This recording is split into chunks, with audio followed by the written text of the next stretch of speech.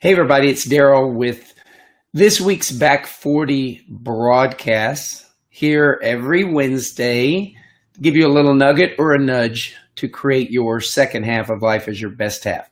Now, I realize that many times during the day, it's kind of hard for people to just stop and go watch our broadcast, but people do watch it after the fact. So if you are here live, it would be cool if you say hi, send a wave, put in a little message, let me know you're here. But don't worry, because if you see this later, because that's the great thing about technology and Facebook Live, is that you can watch these things later when you got the time.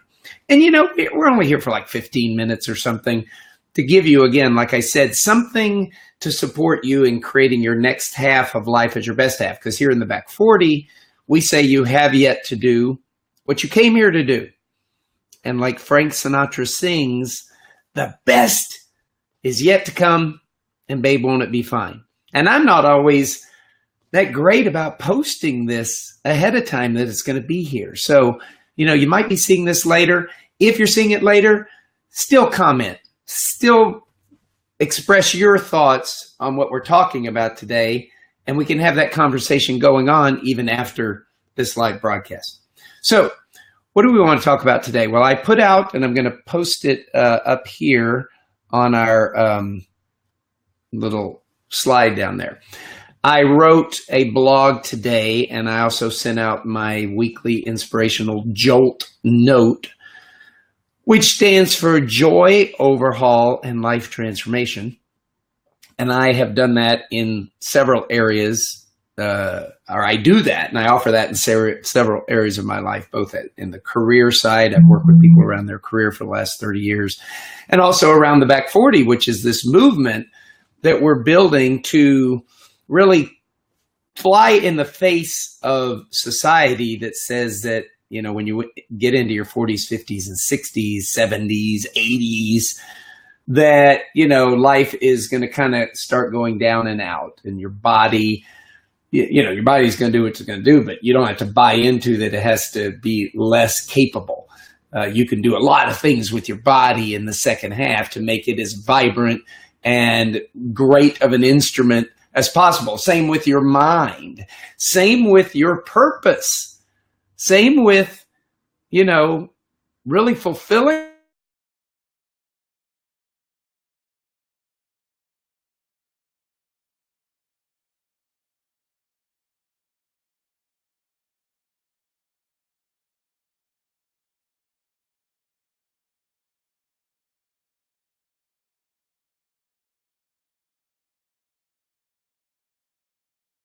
as you, well, I had a little blip there. I hope I'm still alive.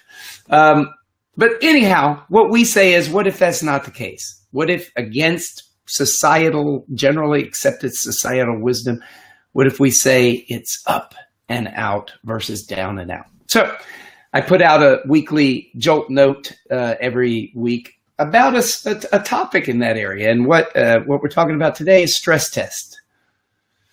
And this kind of it can apply individually, because all of us are going through certain stresses. Because if you are up to playing a big game, no matter what you've done before, and if you do believe that you have yet to do what you came here to do, then here in the Back 40, you're playing for a big game. And your biggest game may not come until your 60s, 70s, 80s, right? You're just continually playing bigger and bigger. And yet, just society as a whole can be very stressful. And we're living in very interesting times.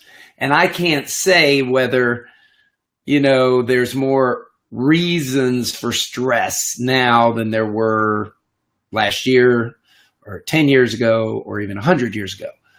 I believe every time and every era has its own issues. And yet, these are very, very interesting times, and there can be lots of reasons for stress. And, you know, like I said, it might be something individual. It might be the climate. You know, I noticed recently that the political climate has me just kind of operating at an already guard up, you know, way of living. And as much as I would think with all the personal development work and everything that I've done that I can bracket off, that general mood that the political climate puts me in, that I can bracket it off and it, doesn't have to affect my relationships and my interactions in the world or my work. They say wherever you go, there you are. So, maybe there's just general moods that can impact all of us. And, I'm actually looking out in the world. And like I said, I don't know if there's more reasons for stress now, but if we even just separate out all the terrorist stuff that's going on, and we just look at the more random acts of violence for seemingly, some of the most innocuous reasons. I'm not saying it's not hard when we have a relationship breakup, but, some of the things we're seeing happening in the world because of these, seemingly, everyday life kind of things, somebody getting cut off in traffic, somebody getting laid off of their job. And so to a certain degree, I think that there's a threshold or a level of stress going on right now that, certain people who are already kind of almost there, can tend to start to act out. And so I think for myself, and especially for those of us who are really playing for creating a better world and fulfilling on a purpose, there's another way we can operate outside of the general, flow of the way the average person reacts to stress. And so anyhow, the idea here is, what if this is a stress test? And when you go to the gym, I'm sure most people know that the reason you build muscles is because you're actually putting those muscles and those fibers under stress. And it's actually the stress that you're putting them under that actually builds the muscle and makes it more vibrant and able to take, life and to be able to be agile and move around in life. And therefore, it's actually resistance. It's that weight you're picking up or what you're doing, the resistance that actually has you build a muscle. And it seems like right now, there's a lot of resistance in the world to peace, So maybe this is a good stress test, because you don't ever really build a muscle until you have to, do you? If everything's great and everything's fine, there's no reason to grow. There's no reason to expand and learn more. And that's why in the Back 40, we really say it's, taking on that the second half is about learning. You didn't solve it all in your first half, all that quote wisdom that you gained might be your biggest prison, because now you're afraid to make a mistake. You don't take risks. You don't get out there and try new things. So anyhow, the point being is, what if we could use this stress test to build the muscle of creating peace? And creating peace around us in our own life and adding that vibration to the world. There's this quote, I'm sure everyone knows who Simon Sinek is, but he said, "We live in times of high stress. Messages that are simple, messages that are inspiring, messages that are life affirming are a welcome break from our real lives." So what we look to do every week in our Jolt note that we send out, and if you want to get on that, go to theback40.com, sign up for the weekly Jolt note. You can go to careerguy.com and do that as well. But and with our blogs and with these broadcasts, is we're seeking to put out a message that's life affirming, that's inspiring, ideally that's simple, and sometimes it's not that simple to pull yourself away from the general flow of stress. So anyhow, I have four steps here to peacefulize in a stress test. And the first is, I love playing with words, but it's observize. And it rhymes with the others. And you'll see why I said that rather than just notice or observe. But start looking. Just start noticing, look at yourself from an observer's point of view. Notice how you're being in the flow of everyday life. Are you punchy? Are you irritable? Are you quick to get into an argument and defend and be right? And, like I said, I started to notice that for months now. It's kind of like there's this ready to blow, kind of thing going on. So start to notice and see what that resident way of being is. I call it a resonant way of being because, it may have snuck into your house and gotten down in the basement. And if it's a negative vibration, it's kind of stinking up the whole house. So start to look from an observer's point of view. Is this person looking like they're happy? Are they looking like they're content? Or are they looking like they may have some stuff going on under the hood that they might want to look at? Some stuff that has them being punchy, irritable. So observe. Number 2, don't make yourself wrong for it and think you're, some bad person because you're in this generally high stress, irritable mood. Empathize. Realize that, the average person would probably feel the same way you do.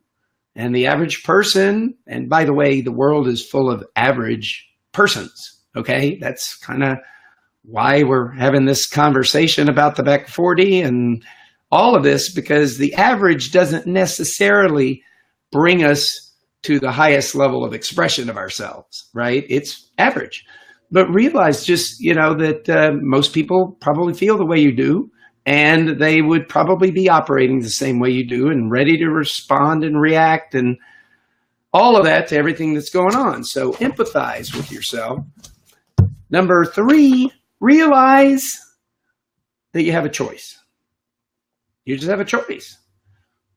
You don't have to respond the way everyone does. You don't have to be average.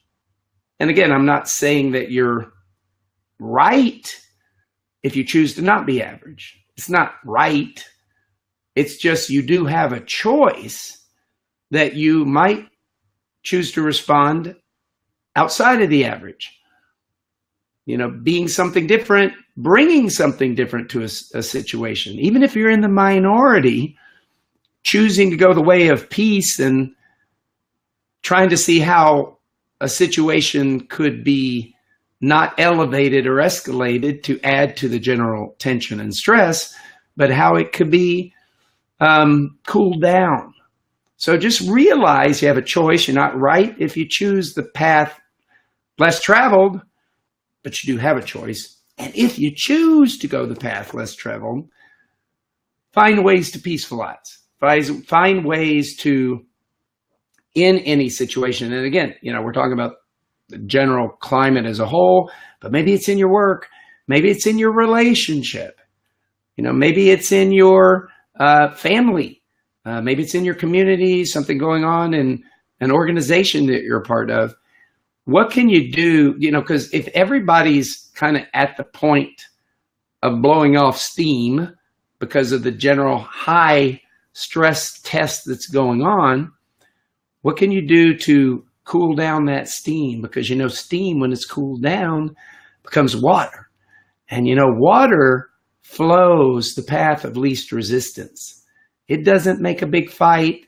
It just goes the path of least resistance. So how can you turn the steam that everyone's wanting to blow off into water?